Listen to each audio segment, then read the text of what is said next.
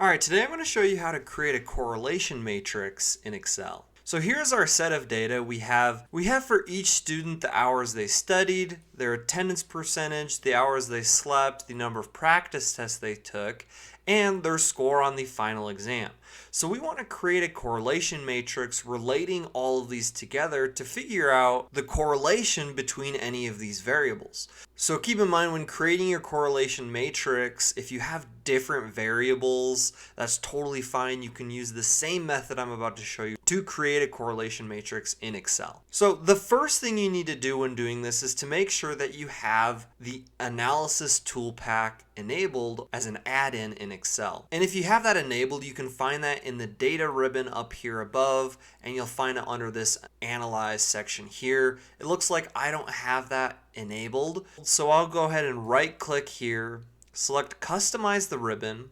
This little menu will pop up and you're going to want to select add-ins. Then down here, make sure you have Excel add-ins selected. Then go ahead and hit go. This menu will pop up and select this analysis ToolPak. Then go ahead and hit OK. And you'll notice that this data analysis option was added to this analyze section. So go ahead and select data analysis. This menu will pop up and you're going to want to select correlation. Then go ahead and hit OK. And this menu will pop up asking for your input range. Now this is your variables that you're going to want to include or all of your data. So in this case, it's going to be all of this data that we have here selected. But that also does include headers, so I want to make sure that there are labels in the first row, so it won't include those first row of headers. And it is grouped by columns. And then it's going to ask you where you want the correlation matrix to be displayed. In this case, we could select output range, and then we could select a cell on the same worksheet that we would like to add the correlation matrix to. But in this case, we're going to want to just add it to a new worksheet in our workbook here, and we'll just name it matrix, and then go ahead and hit OK. So it'll create this new sheet for us. And I'll expand these a little bit. And here's our initial correlation matrix. So the Pearson correlation values range from -1 to +1, with 1 being a perfectly positive correlation. And we'll notice that if we match attendance to attendance, we'll see these 1s descending downwards when that exact variable lines up with itself. So obviously that variable matching with itself is going to be perfectly positive or have that perfect correlation. Now we don't see any zeros here, but if there were to be any zeros or any number that's close to 0, that means that there is no correlation. And if we were to see any negative numbers, that means that it is a perfectly negative correlation, which means that if it was exactly -1, anytime sleep hours decreases, then one of these values or variables will increase, or vice versa. Now with our data, we're seeing numbers that are fairly close to 1.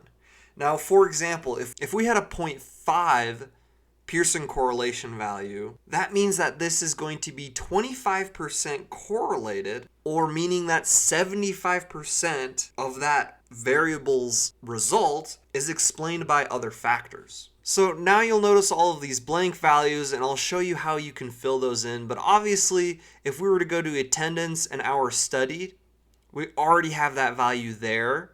So this will be the same value. But for example's sake, I'll show you how to add those in really quickly. So go ahead and copy the data that you have. Now right below it, go ahead and right click, go to paste, and you're going to want to transpose that data. And you can remove all of those borders. Now that we have the data transposed, we can go ahead and copy that. In this top corner, we'll go to paste special. We'll go ahead and paste values and skip any blanks. Then we'll go ahead and hit OK, and that data will be pasted there, and we can delete this. So now our correlation matrix is completely filled in, but again, you'll see if we line these up, sleep hours to attendance, and we go attendance to sleep hours, these are the same numbers. Now you can also create a heat map to kind of show you the correlation in a visual way.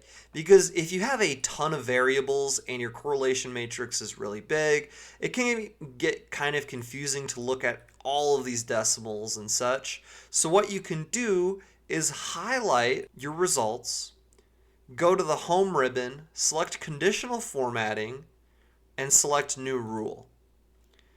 This little menu will pop up. Make sure you're selected format all cells based on their values. And then we're going to want to switch this to a 3-color scale. And we'll want to switch all of these drop downs to numbers. And then the value here is going to be -1, 0, and 1, since that is the range for the Pearson correlation values. Now right now we have it ranging from red to yellow to green. For 0, we're actually just going to leave that blank or white. But basically what this is going to do is any number that's close to -1 will be a red color, and any number close to 1 will be a green color.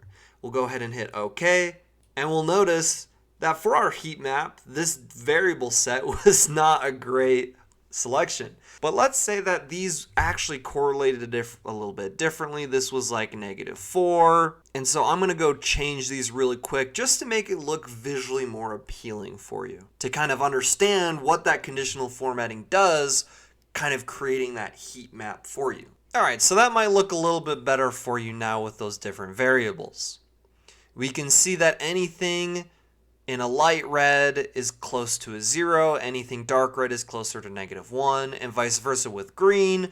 We have dark and light green, depending on how closely correlated those values are. But there you have it. That's how you can create a correlation matrix in Excel. Thank you so much for watching. Please don't forget to subscribe and smash the like button. Thank you, and just have such a great rest of your day.